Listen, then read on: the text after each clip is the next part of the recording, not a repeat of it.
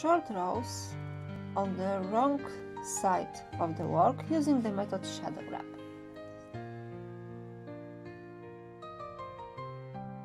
So we need to purl until we reach the spot, the point, when pattern says that we need to make short row.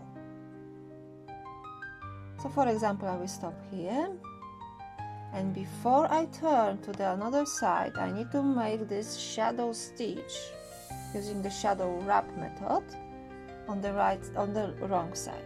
So because we are on the wrong side, we need to have yarn in the front, and we need to slip the stitch to the right needle, and now we need to grab the bar from the previous row, just this bar, place it on the left needle, and we need to purl this bar, just simply purl.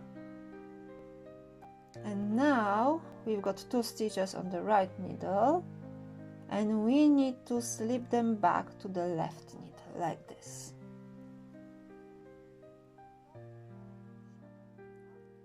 So this is my shadow wrap stitch. Now we need to turn the work and continue knitting on the right side to the end of the row.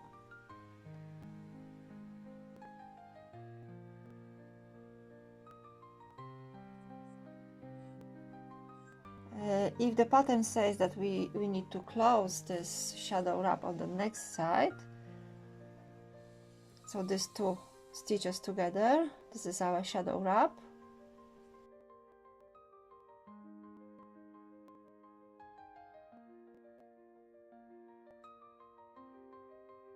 You simply purl until you reach the shadow wrap stitch,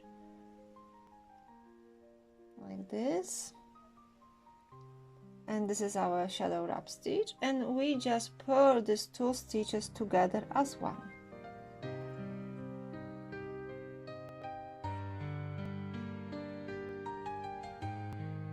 And then you continue purling to the end of the row.